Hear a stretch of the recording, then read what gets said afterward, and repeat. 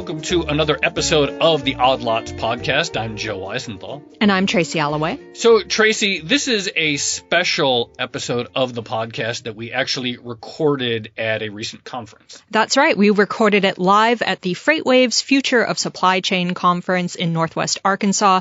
We got to meet a bunch of people in the logistics and transport industry and really dive into some of the topics that we've been covering for the past year or two. Exactly right. And so at the conference, we recorded this episode live on stage with the CEO of one of the fastest growing truck or freight brokerages in America, Arrive Logistics. Yep. Here is our interview with Matt Pyatt. He's the CEO of Arrive. We hope you enjoy it. All right. Hello, I'm Joe Weisenthal. And I'm Tracy Alloway. Yeah, so we are the co-host of the Bloomberg Odd Lots podcast. We've been doing it for a while. We cover all kinds of things, markets, finance, and economics. And we're going to record a live episode today. Yeah. Now, normally we do cover finance and markets and economics, but over the past couple years, we've slowly transformed into supply chain correspondents because everything that's going on with logistics and transport at the moment has ended up having a really big impact on the economy as well as markets. And so the further we go into the supply chain, the more we discover that we don't actually know. And we just go deeper and deeper until we finally end up at conferences like this. Exactly. So I'm really excited. We're going to be speaking to the CEO of one of the fastest growing freight brokerages in America, founded in 2014, 1,900 employees, raised $100 million, $2.4 billion in revenue. Matt Pyatt, the CEO of Arrive Logistics in Austin, Texas. So Matt, thrilled to be here with you. Thanks a lot for having me. Thanks, Freightwaves, and thanks to you guys. I'm excited for the conversation. They didn't give me no heads up on how this is going to go, so we'll see. We'll figure it out. We're just talking. We're just chatting here. But, I want to get into how the business works and what it takes to be one of the fastest growing freight brokers. But before you do that, obviously lots of concerns about a freight slowdown, a freight recession. We've read all the stories, many on Freightwaves. What's your sort of perch into the industry right now, and what's your view on what's happening right now? Yeah, I mean, I'm sure this whole conference, the last couple of days has been around what's going on in the market. There's been a lot of attention in the media, people making predictions, especially Freightwaves, where the market's heading. What we're seeing is absolutely what you're seeing in the data. Those companies that have a high exposure to contractual freight, they're continuing to take all that demand. The freight's not coming to the spot market, so the spot market's getting more competitive. You saw that really accelerate when the fuel prices kind of jumped up to north of $5 a gallon. So when that happened, not only were their contracts elevated, but then you got the elevated fuel surcharge, which made the contractual freight even more advantageous for the asset-based carriers and the brokers. And then you had a lot of supply that entered the market over the last 18 months. You heard about a lot of the new entrants, a lot of owner operators, obviously used equipment going super expensive these days. Insurance is high, fuel is high. So you have the owner operators that are subjected to kind of a higher fixed or variable cost per mile.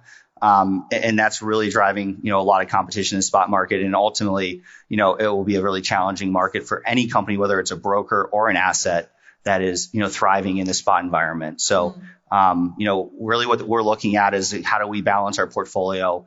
How do we diversify modes of transportation? But really right now, contract is where you want to be. And those that are in the contract market are thriving.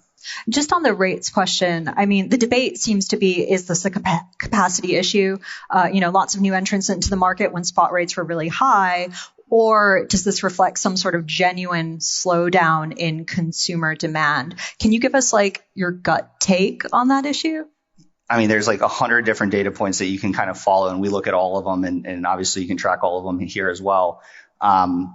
Right now, you're seeing consumer spending normalize, right? So you kind of think about a 5-year trend line. It's kind of coming back down towards a more of a normal growth trajectory. Obviously spiked up in 2020 and 2021 when durable goods, spending increased. Obviously, service spending was hammered by COVID. You're starting to see a shift in the credit card data back to the service industry, but it's too early to tell, right? So, I mean, you've got a lot of inventory in the warehouses. You've got a lot of pent up demand from people that weren't able to get products over the last 18 months. You've got an economy that was doing pretty well that's been challenged, over the last, 3 to 6 months. So it'll be really interesting if we can get kind of the China supply chain under control, maybe some of the global conflict, maybe there's some saving it, but as of now. So help me understand, what happens in an environment where spot prices are rolling over and diesel prices are going absolutely to the moon these days amid a capacity shortage. How are carriers responding to what seems like an absolutely brutal combination of events? You're going to be in a deflationary market until we get to what we call equilibrium. And equilibrium is when the rates have come down enough that people start to exit the market. Leave, yeah. They're going to exit the right. So right now they're still making enough to cover their costs, make a little bit of money. But for how long, who knows? I mean, obviously we've seen one of the historically fast decline of spot rates. So you'll continue to see that downward pressure on spot rates until enough people either take the capacity off the road or demand picks back up enough to offset and drive some volume back into the spot market. How unusual is this market? Because one of the things that Joe and I hear just walking around this conference is every once in a while you'll catch someone going like, 2018, 2019. And that's the parallel that it feels like everyone reaches for. But is it actually like that, or is it unique in some way? We talk about the freight cycle constantly, and you obviously know that there's a 3 to 5 year period of time where it goes inflationary, gets to the peak, comes deflationary, gets back to equilibrium, and then typically there's some type of shock, whether it's a pandemic or a natural disaster or some type of bad weather event in a large part of the country that kind of sends it back in the other direction. But what I will say is we've gotten so elevated. If you look back to 2018, the highest spot rates were 204 plus fuel. So today we're talking about how rates have fallen extremely fast and they're at 2 to 204 in that range plus fuel. So rates are still elevated above where they were in the peak of 2018. So, what's really interesting is, how is the market going to react? Because in 2018 through 2019, we saw rates come from 204 down to $1.40 plus fuel. A lot of people think there's going to be a new bottom, so to speak, from a rate environment. So we're definitely interested to watch because it is very different than 2018 because of how high and how elevated and how much demand we saw in 2021. So why don't we back up a little bit and talk about your background and Arrive, and you started in 2014. Why? Like, what did you see as the opportunity that there was space for what you wanted to build? Yeah, I wish I had a really crazy story how we were going to just take over the industry. But back in 2014, I was working at another company called Command Transportation. I was super happy. I was learning a lot. Co-founder and I met in college, Eric Dunnigan, who's here. We really enjoyed the transportation market. And we had a group of friends that, owned another health supplement business, and they were looking to make investments. So they reached out and they're like, hey, we want to make investments into startups. Like, we worked with you when you were in college. And I was like, well, I know transportation and you guys have a $5 million freight spend. So we kind of started with like this, hey, we're going to manage this shippers transportation network. And then we're going to grow from there. And so, things have really rolled since 2014. We've had a lot of good momentum. The market's been in our favor a few different times. But yeah, we're really focusing on, what the next 5 to 7 years look like. What was the attraction of freight brokerage? Because Joe and I, we've joked on the podcast before that like we want to start our own owner operator company. But actually, having walked around this conference, everyone's going, maybe brokerage is the place to be. I mean, like high profit margins. You don't actually own that many assets. Well, correct me if I'm wrong. Who has high profit margins? We've heard maybe the assets that have brokerage. We've heard 20%. No. Is someone lying to us? Yeah, that's not accurate. I would say if you look back historically, it's maybe been elevated, but with technology, all the investments that we're making, we can talk about that for hours. Obviously, technology is deflationary to margins. We're trying to eliminate as much cost of every single, transaction, and that gets passed on. So if you look at the big companies that do like North American surface transportation, middle mile trucking, I mean, you're at like 12 to 15%. Now, revenue per load moves up, so the spread dollars are moving up. But 20% is not sustainable. I mean, it's too competitive of a market. There's too much money entering the space. People are willing to take the freight at a lower cost. I mean, there's a market clearing rate, right? All of our shipper partners work with 20 brokers or 50 brokers and 500 assets. So they're not paying us this huge premium to move the freight, right? We have to charge a market rate, and then it's really on us from a procurement standpoint to drive margin. So before we came down here and I was like telling people, we're going to interview the CEO of a freight brokerage, people were like, who don't know anything about freight, they're like, really? There's brokers? Like, why isn't it all just done on an app, like ride hailing or something? And obviously here there's been, lots of startups and lots of demos of technology. But, when you go to the Arrive website, a lot about people, the sales force, et cetera. Talk to us about like your view of like What is the sort of the people element in building a successful brokerage? Yeah, so I think you've got two different ways to build a successful freight brokerage. You can go out and raise a lot of money and build great technology, and then you're going to realize when the customers come to you and say, well, you need good operations, you're going to go start hiring a bunch of people to do the operations part of the job. And then there's, the other way of build great operations and then build technology to, kind of augment that. But at the end of the day, a winner in this industry is going to have unbelievable technology, unbelievable people, right? It comes down to people, process, and technology. So we obviously have gone out and raised money over the last couple of years, and all of our capital raise that we've done has been allocated to technology development. We're spending about $30 million a year right now building, proprietary technology, 250 full-time engineers. And it's never enough, right? It's an unlimited opportunity to, build better connectivity. But we are very big advocates that the people are everything in this business. And we spend so much time on not just talent acquisition, but on talent management, talent, retention. I probably spend 70 to 80% of my time with the executive team talking about our people.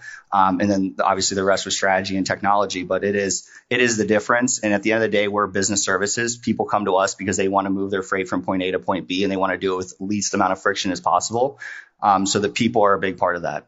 Can you go into as much detail as possible on why tech is important and why data is important? Because, for instance, we listened to Billy Beane yesterday on the stage from Moneyball, and I know you've mentioned Moneyball as well as an inspiration behind your approach. And I'm wondering, exactly how do numbers and technology fit into the business model?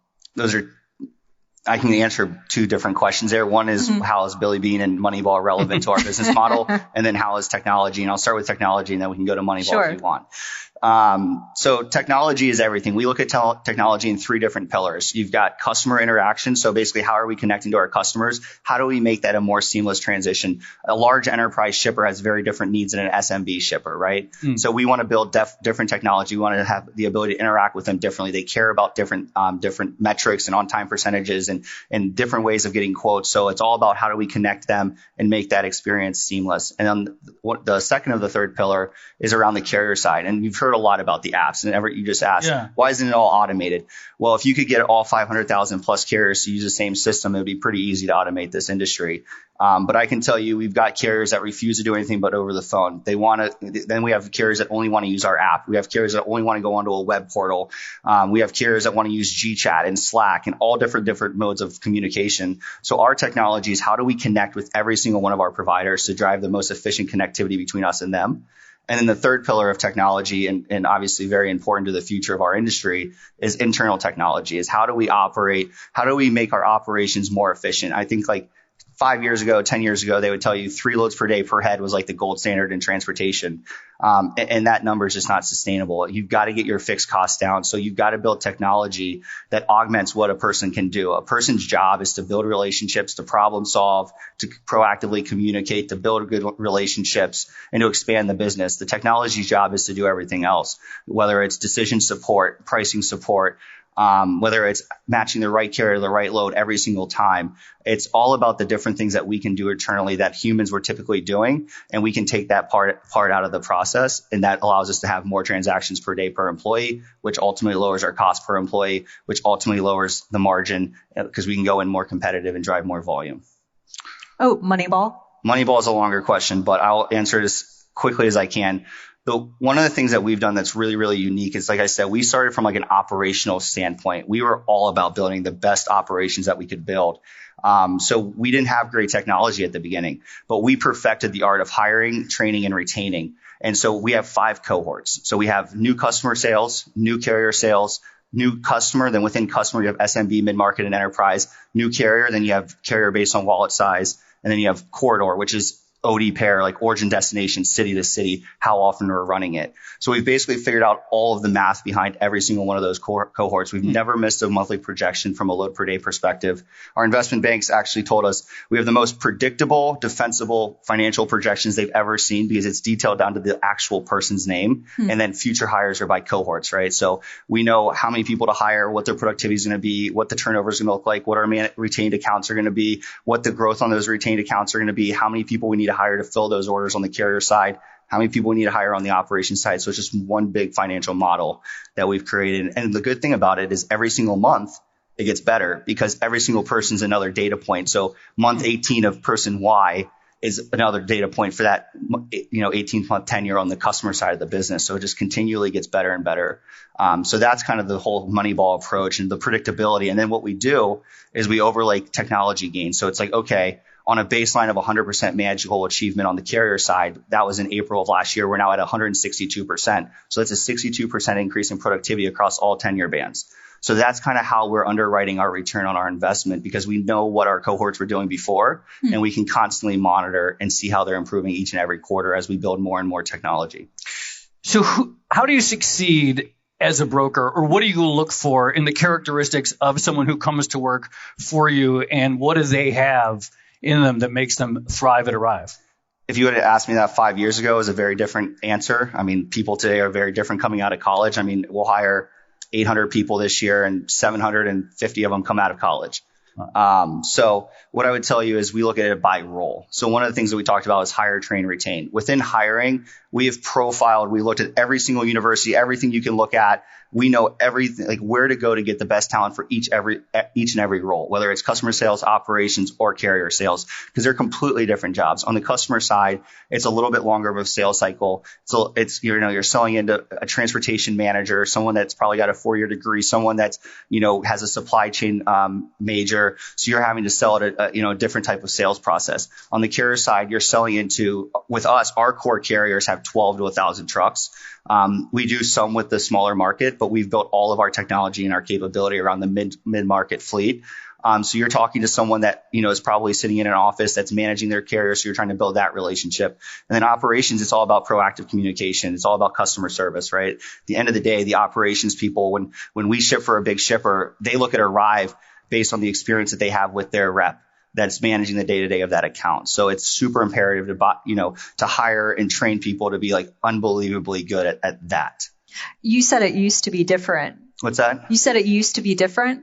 What did it used to be like? Yeah. So our company was a lot different 5 years ago. We did zero contractual freight. It was all spot freight.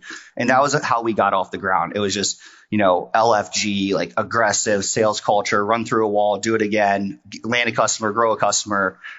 So that was a different personality. Now we're in with 5,000 plus customers. And it's all about expanding the wallet share within those customers. And yes, we're going to continue to grow. I mean, we landed 23 Fortune 500 accounts last quarter alone. I only know that because my board meeting's on Thursday. So it's one of the slides.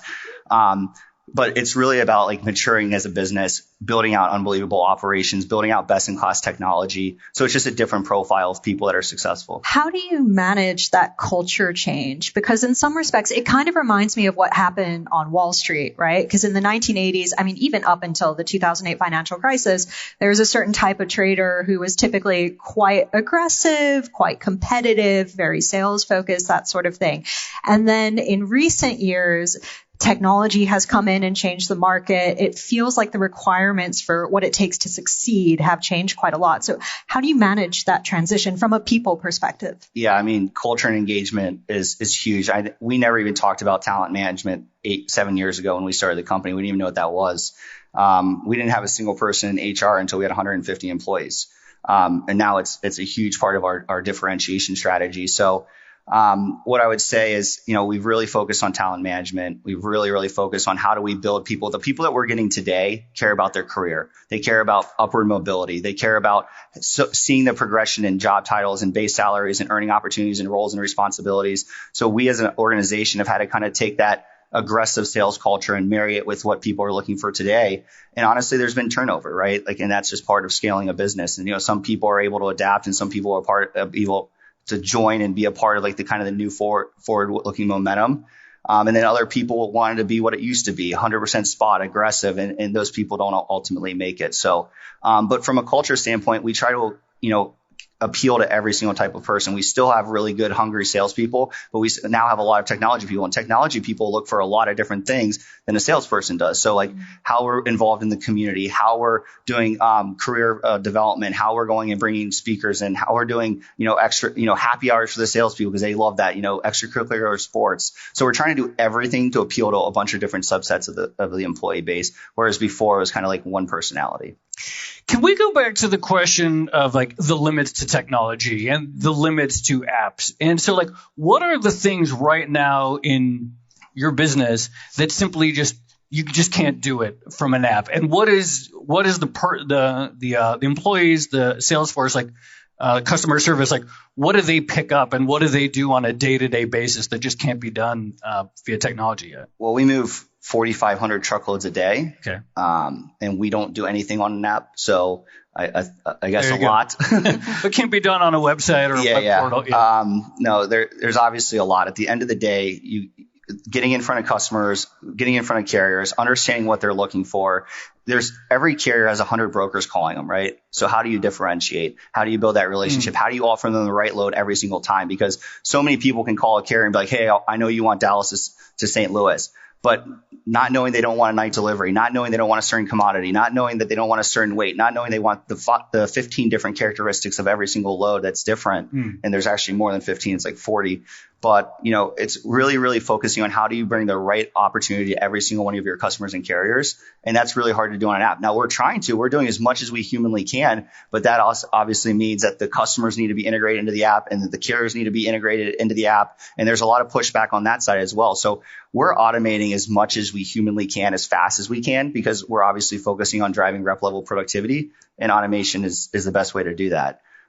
So, as in what you've seen though is over the last couple years, the adoption of the technology is increased significantly across the entire industry. And it's an amazing trend, especially for the big companies here in the audience or in the industry, because we're the ones that have the technology that's, out there that's able to connect all the parties to make it more efficient, to drive more volume, and then obviously increase, profitability on our end and for the shippers and carriers.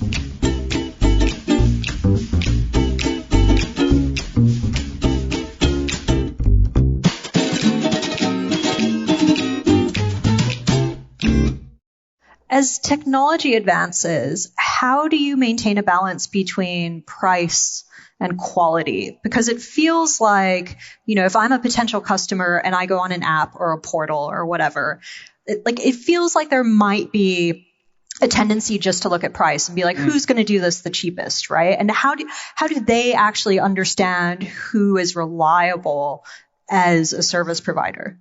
What I'll say is, and this can be an unpopular answer, is if the load is already available on a load board, we haven't done our job as a business service company. We want them to call us with all of their problems, with all of their needs, ask us to help them out, and then we want to convert that to contractual freight. So repeat that question. Sorry, I'm jumping. I guess the question is how do you balance price versus quality and reliability? Yeah, I mean, at the end of the day, there's a market clearing price, like I said earlier. There's not this magic ability to just charge an unlimited amount of money.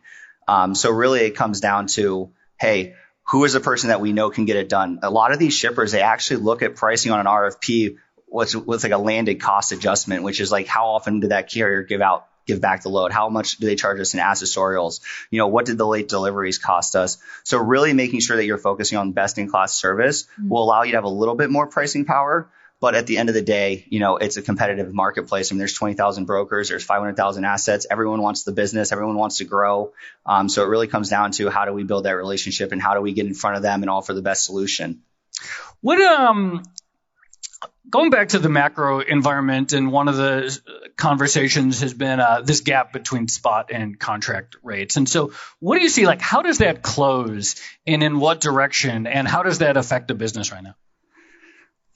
So how does that close? What you're going to see is every shipper right now is discussing internally what to do about their contractual. You've got a lot of shippers that move to quarterly bids. So during COVID, a lot of shippers started to do shorter bid time. So all of those bids are going to come due. The prices are going to come down. So you're going to see margin pressure on contractual freight. So that will pull it down. Then you have the yearly bids that come due. Then you've got, 25% of shippers probably out there that are willing to rebid their network for lower costs because they know the spot market's lower than contractual market is. So what you're going to see is month over month over month over month contractual pressure. So that's going to bring it down over time. But the question is how do you get spot back above contract? It's going to take I mean, the delta is so big right now. Yeah. It's going to be really interesting. It's going to take a lot of, capacity leaving the market. I don't see it happening because of an increase in demand, because you've had such a run on durable goods that I don't see that it being this massive demand shock that moves it back in the other direction. So it's going to have to be a, supply leaving the market over time, bringing those lines together. Contract moves back up once it finds the bottom, and then some type of disruption will happen and it'll move it back in the other direction up. So it could be a while. I mean, but once again, we can't accurately forecast, when spots are going to come back up, because it's typically driven by something we can't predict. So speaking of capacity leaving the market, I have a really basic question that probably a lot of people in the freight industry will already know the answer to, but if you could please humor me. You talk about market fragmentation, right? And everyone's like, oh, thousands of brokers in the space. Why is that? Why hasn't someone just come in and started? I know there have been a few who've started consolidating, but why don't we see that kind of consolidation in the market? Well, there's very low barriers to entry, right? To start a brokerage, and it's getting a little bit harder these days, but not that much harder. So, and then everyone that has assets, they're looking at their friends that have assets that have a brokerage. So you've got a lot of people that are starting brokerages. So I just don't see that trend stopping, because there's an opportunity to make incremental money off of their relationships. Now you're starting to see shippers start brokerages. You're starting to see all sorts of different people try to find a way to, have more predictable capacity, manage their costs more efficiently, drive incremental growth. So, it's a great question. Now, what you will see, though, is that the top 10 to top 20 brokers are taking significantly more of the market share. Yeah. And that's a function of, like I said, it all comes down to lower cost per load, better technology, and better service. And the people that have large scale, it allows them to take that market, that market growth a lot easier. Does technology factor into that as well? I imagine, if technology becomes a more important part of the business, you have to spend more and more to develop it. It feels like those with access to lots of capital will have a competitive advantage in a way that, that didn't necessarily happen before. Low barriers to entry, as you mentioned. Yeah, you're already seeing that. You're seeing the bigger getting bigger. And you're seeing the smaller able to they're going after probably a much different subset of business, right? So there's a lot of freight out there. There's 100,000 shippers. So there's a lot of SMB guys out there. There's a lot of small brokers that can make a really great livelihood working on them. We're all fighting for the Fortune 1000, the ones that can really drive a lot of scale, that can really because technology is useless without scale, which is why all these companies are raising money to get to scale, because it gives you more data every transaction. It allows you to offer more freight to your carriers, which gets your carriers to be more sticky within your network, which drives better service and better purchasing. So just this huge flywheel. So do I see consolidation continue to happen? Yeah, it's absolutely. The large players are going to continue to take an outsized portion of the market. But there's definitely a place out there for the smaller guys to continue to exist and be successful. And is that largely a function of the fact that, setting aside brokerages, just the shipper, there's just so many different types of shippers and carriers that there's just always going to be a need for lots of different kinds of players to connect them? Fast forward 20, 30 years, maybe there's more of a connected ecosystem. I think that you're starting to see that already with the marketplaces. What we're trying to build from an automation of we can give a price on any loan, on any lane, at any lead time in the country, and we're going to guarantee that we're going to cover that. Now, the price might not be great, right? But that's really what we're trying to build, is how do we build a marketplace where all of our capacity is available for all of our shippers. And yes, I think what you'll see over time is the small SMB shippers starting to use more of the marketplaces, going on, getting their own quotes. And that will lead to obviously the smaller, the less competitive, their friend and, that lives next door, probably not being the best option for them in the future.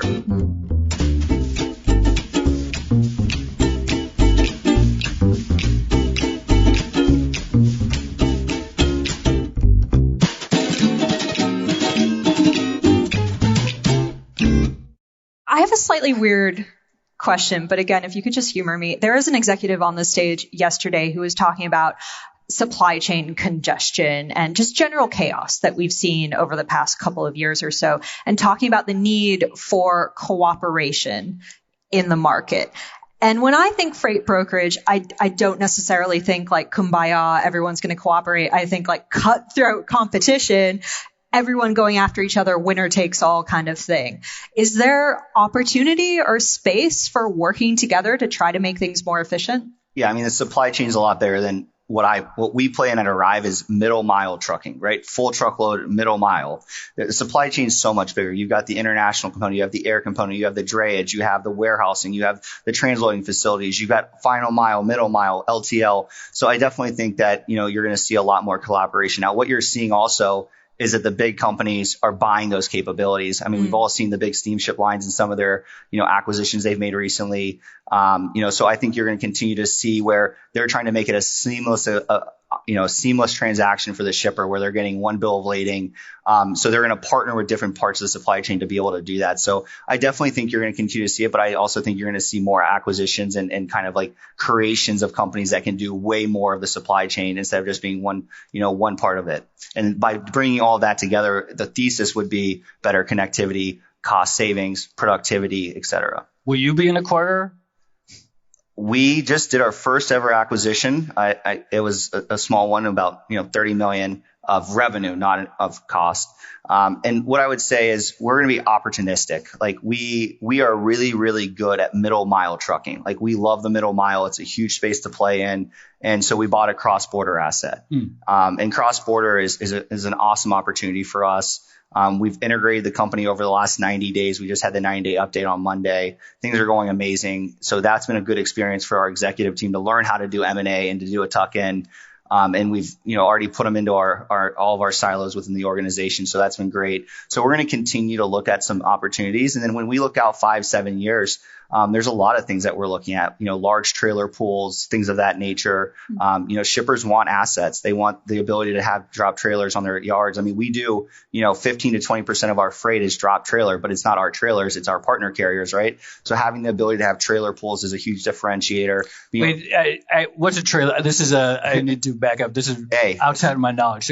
So trailer pool is just the trailer, not the truck. Right. So having extra trailers where you can drop those at a big shipper, they can load them with product to go wherever you want, and you can move that power only. So you assign a truck driver to come in and pick up your trailer and move it. And what's the appeal of the cross-border business when you said that's a big opportunity? Yeah, cross-border. I mean, I think you're seeing a lot of, fragmentation over in Asia. You're seeing a lot of different issues. So, whether or not I'm right, I don't know. I would assume that Mexico is going to be a big winner over the next 10 years with that. They're already one of our biggest trade partners. So just the amount of truckload freight that goes, north, south, south, north. Is absolutely huge. And there's not that many companies that are great at it, right? So like really trying to build a core competency where we're one of the leading cross-border companies is a huge niche market for us. And the good thing is we already have the customers and we already work with the carriers. We move more than, I think it's like 250 loads a day inbound Laredo, which all of that freight's ending up most likely south of the border. So it's like we already have the customers. We're already doing a lot of that transactions. Like, how do we just complete that and make it a more seamless experience for our customers? So 2 questions based on that. But we hear a lot of people talking about making their supply chains more resilient, maybe moving some production and manufacturing from places like China closer to home to avoid the problems that we've seen for the past couple of years. So 1, do you think that's actually going to happen? And then 2, as a freight broker, how do you actually position for that? And do you start building up that business now? It sounds like you are. Yeah, I mean, did we see the peak of globalization, I think is the question, right? And I don't know the answer to that. I don't think I have a crystal ball. But I don't see that people don't get a little bit more resilient with some areas of the world that might not have as much faith in long term.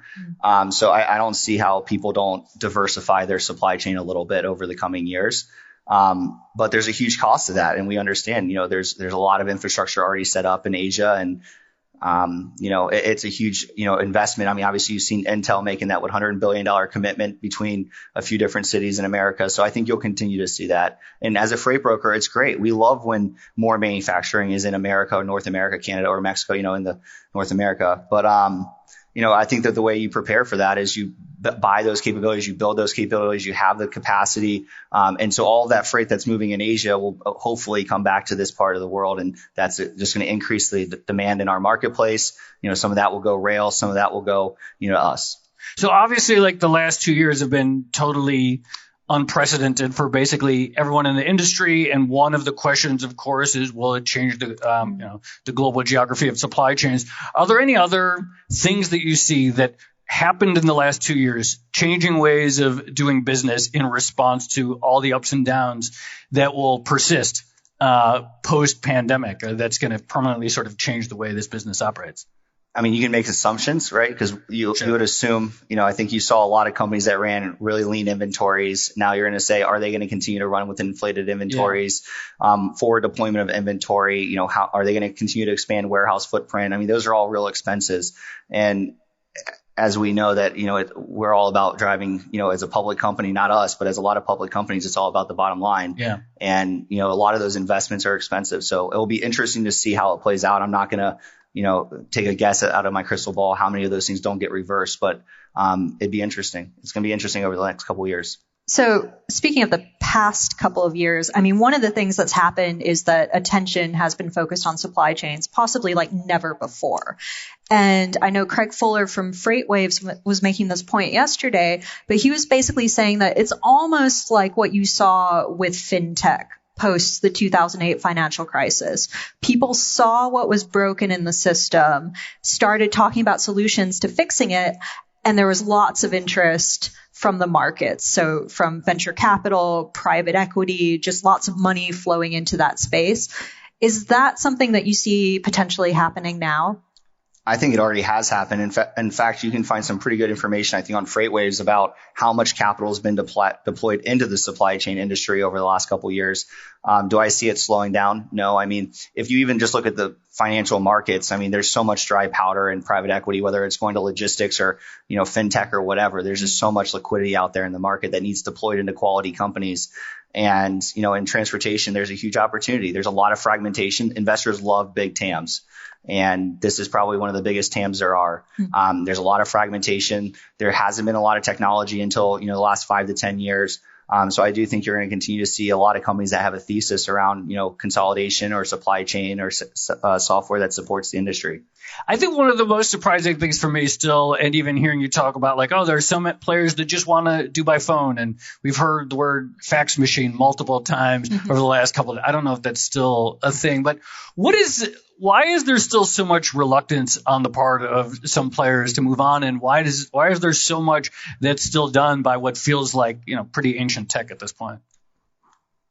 Yeah, I mean, it's a good question to ask to the entire, marketplace. But what I will say is I grew up in West Virginia. So I grew up in a tiny town in West Virginia. Yeah. Our only claim to fame was that DuPont poisoned our water. If you've seen the movie Dark Waters, that's our claim to fame. But, it's very blue collar, right? So I grew up very blue collar, and this industry is still very blue collar at the end of the day. I mean, transportation, trucking, warehousing, supply chain, it's a blue collar industry. So I think you definitely have some hesitancy from technology. A lot of people, don't want to adopt it quite as much as they probably could, but you are seeing the change. You're definitely seeing the change. We have so many of our carriers that used to be adamant about, just call me. Now they don't even call us. They just go to our portal and they book all their loads. So I do think you're seeing a changing landscape. As people see that it's more efficient, as they see that their earnings can be increased, it makes them, have less employees to be able to manage more of their fleet. So, technology is a great thing for the entire, Donald Braun, who's he talks a lot in this industry, and he always says technology is deflationary by nature, right? Technology, whether it's in supply chain or in any part of our lives, is deflationary. It makes us more efficient. As it gets better and better, it gets cheaper and cheaper. So, you're going to continue to see that. So how do freight brokers actually make that up then? Because when I think technology, I think price deflation, transparency, which in general might not be good for someone taking a sort of middleman position in the market. So what happens to brokers and their margins in that scenario? Do you try to make it up in scale? It's all about scale. It's all about productivity. Now, look, if you move specialized freight, there's 100 different niche, parts of the transportation market. But for people like us, with what we're trying to accomplish and, getting to, being one of the leading middle mile transportation providers in North America, it's all scale. And scale drives productivity. It's every single time we pick up the phone and call a carrier that has 100 trucks, we have 100 things to offer them, right? And you can't do that if you're moving 1,000 loads a day. You just can't. So really focusing on, productivity, automation, getting that cost. If you look at, generally speaking, a cost per load in the industry might have been $150 to $225 depending on the size of the brokerage. We're working to getting it to 100 and below, right? So how do you make that cost per load as low as possible so that you can drive more transactions? Because then you're going to go and pass that savings along, and you're going to get more and more business, and it's just going to continue to grow. So what's a day like at the offices For me or for our employees? Well, if I were somewhere walking around, and I want to do that sometime, I want to visit. You promised you would, and you didn't come. I know. We never made it happen. We'll make it happen at some point. He's from Austin. I see? So. I know I flaked. No, I got COVID. That's my excuse. I didn't want to. We've all had COVID. Yeah. But what's the vibe like, and what's the day-to-day like for someone who's a broker at Around? Yeah, I mean, we have so many different people that come, and one of the things is we talked about a lot today is the culture and the engagement and all the employees. It is a lot of fun. It is it's a loud, it's an outgoing atmosphere. A lot of people think the office is dead, and we're allowing for a lot more flexibility than we ever thought we would. People have a couple of days a week that they can work remotely. And then as they get more and more experience, they have even more flexibility. But all of our top performers still come to the office every single day. It's such an environment that makes people want to be successful, drives them forward. And if you think about what we're doing it's a team sport. You've got customer sales, operations, and carrier sales, right? And they're all working together to effectively, deliver the load on time. So it's so much more effective. It's so much more fun when you're working with your peers. So when you walk into our office, every single person says the buzz is awesome. So is it like open outcry? Like, are people calling out, loads on offer and prices? It depends. Yeah. But our office, we've got like 160,000 square feet in Austin. So it's really hard to scream that, across the office. But really what we do is we do it in pods. So it's like sales team and ops team, procurement team. We're constantly moving around, letting them get to know other people, because you really only are interacting with the people in that area of the office that you're at, because it's just so big. But yeah, we do a pretty good job of trying to move people around. And so you're dealing with a lot of like interaction on Slack, but then you're talking to people, throughout, whereas at home, your interaction is very limited. And the problem is our industry, you need real time, decisions like, do you want to do this or not? And then if you have to send someone a Slack and they don't get back to you for 7 minutes, it's too late. So productivity we've seen in the office is significantly better. So what are the other areas that you're excited about? We talked a little bit about the cross-border opportunity. Like, what other areas of the market do you see yourself going into? Yeah, so I think that there's 4 or 5 different ones we're looking at. First and foremost, drayage. It's the next kind of obvious step for us. We already have the carriers. We already have the customers. It's just, different understanding of how to move it. So we're looking at that. LTL has been something that we've been focusing on over the last 12 months. Not, we haven't grown that as quickly as we'd like, but something that we're going to continue to be, watching. Cross-border Mexico was one. Now we're going cross-border Canada. Freight management is something that we constantly hear about. But we kind of, if we get into that would be more around building a software for SMB shippers, for mid-market shippers, to give them, a procurement system, a TMS, for them to be more efficient, to try to, capitalize and take wallet share that way. So those are some of the different areas of the supply chain that we're looking at getting into. This reminds me of something I wanted to ask you, which is, how much does customer segmentation matter in this market? Because my understanding is that you tend to target mid-sized firms versus like individual drivers or owner operators. For carriers or customers? Either. We'll go both. All right. So from like a customer standpoint, like I said, we are very SMB, small, medium business. And now 65% of our revenue in 2021 and like 67% in 2022 is going to be enterprise. So $1 billion or above. And by 2027, that will probably be 80%. So those are the companies where you can really get scale. They have consistency. We're able to come in and offer them a service. We're able to connect to them with our technology. And so that's really where our growth will continue to be on the shipper side. We'll continue to build technology and products for the SMB market. But it's a much higher attrition of the customer. Our board meeting's on Thursday, or else I wouldn't know this stat, but we had 0% turnover in a customer that gave us 10 or more loads last year. So if a customer gave us 10 loads a day, we lost 0 of those customers year over year, and we doubled the number of customers that gave us 10 or more loads year over year. And about 80% of our growth came from those customers that gave us 10 or more loads. So we don't lose customers once we get in the door with them. We service them, we build teams around them, we build around the clock support for them. And then on the SMB side, it's just a lot more of a churn. They're a little more price sensitive. They're going to go to a few different portals. So we're going to build the technology for them, but that's not going to be the growth engine of our company. And then on the carrier side, we love the 12 to 1,000 truck carrier. I mean, a lot of people always say, well, 90% of carriers are under 6 trucks or something like that is the stat, but it's only like 22% of the trucks on the highway. So we are really focusing on the 60% of the trucks that fall between the 12 and the 1,000, because our shippers don't need us to have a relationship with the mega fleets. They already have a relationship with the mega fleets. They're really looking at us as a way to aggregate that capacity on the 12 to 1,000 truck. They can do drop trailer. They have more capacity. We can really build corridors. So our entire business is how do we build lane level corridors? And that's really, really challenging to do with a smaller fleet. Smaller fleet is still going to be, call it 10% of our business. But over time, we're continuing to really focus on building that consistency so that when we go to a carrier, they know that we're going to give them what they need each and every time.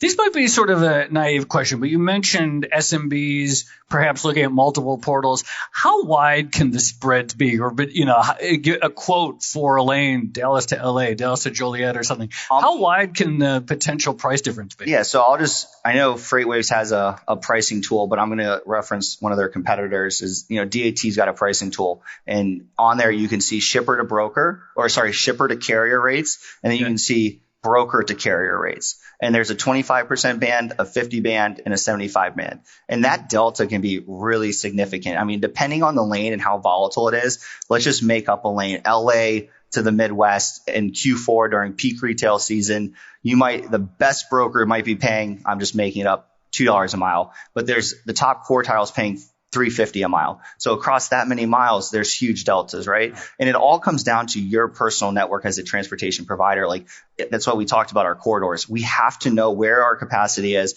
what our capacity costs, so that we can offer that capacity to our shippers in real time. That's where the technology comes in. So there's a lot of really good brokers out there that are really great at specific parts of the country, but they're not great at other parts of the country. They don't have the density and the consistency to build that carrier base.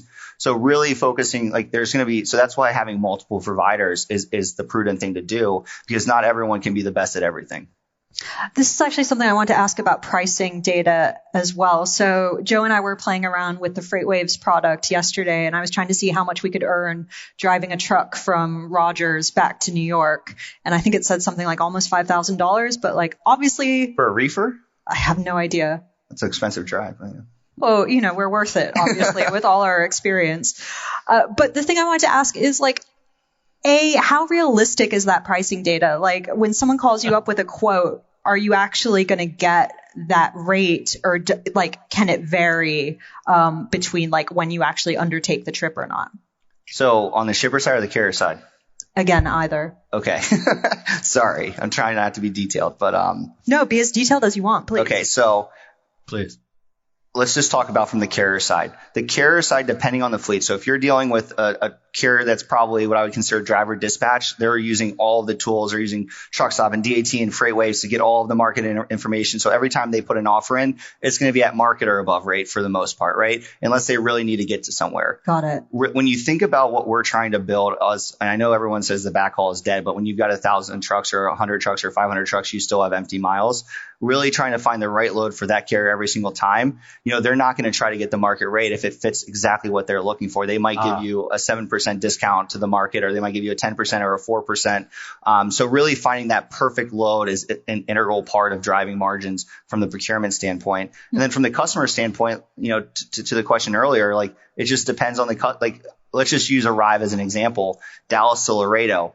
One of the highest volume lanes that we have, we used to pay $700 on that lane. And so we would have quoted off of that cost. But now that we run that so much, our cost is now at $600. So we're quoting off of a completely different number. Whereas a company that doesn't run Dallas to Laredo 50 times a day, they're not going to quote as aggressively as us because they don't have that consistent carrier capacity to offer that price. So this is what you talk about when you're you really want to own a lane, because then if you can sort of build up consistent capacity that you can always access between two key locations. Yeah. So you have a more economical product to offer. Yeah, so there's 3 types of lanes. There's low volume lanes, which are under 1 load a day throughout a 365-day period of time. There's a mature lane, which is 1 load a day or more. And then there's a power lane, which is 2.5 loads a day or more.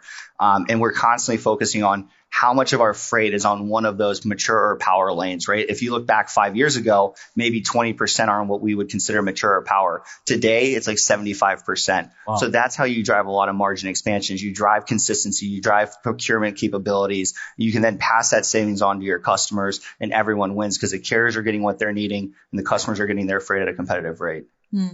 A big picture question for you. So one of the reasons Joe and I are here is because obviously the mainstream media are suddenly all over supply chains. And I know you all have been doing it for many, many years, even decades in some cases. But given what we've seen over the past couple of years since the onset of the pandemic, and I know there's been a lot of talk, especially in the government, about how to improve things. From your perspective, from a freight brokerage perspective, if you could do anything to supply chains, transport, logistics to make things better or easier for supply chains as a whole, whether it's building out the ports, improving the roads, I don't know, what would it be? So you said the thing that there's always a lot of chatter around the throughput through the ports.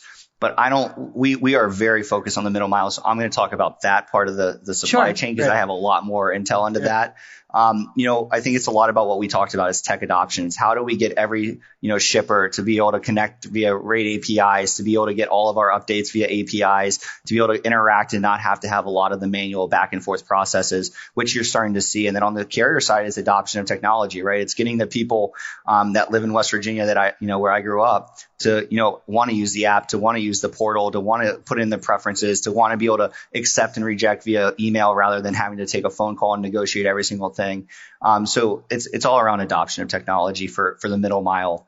And then it's such a fragmented market. You're still going to have the ebbs and flows and, equilibrium versus inflationary versus deflationary. That's not going to go away. It's such a large market and it moves in so many different directions that even a small move in one direction causes crazy, ripple effects.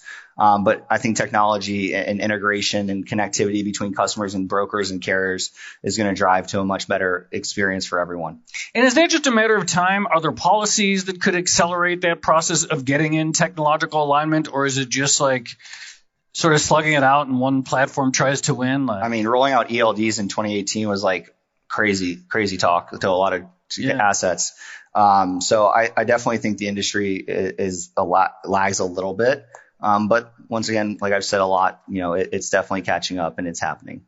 So one more question from me about the future. And again, based on something that Joe and I have learned just being at this conference, but the industry itself sounds very, very cyclical, right? Like boom bust cycles, low barriers to entry, lots of fragmentation, as we've been discussing.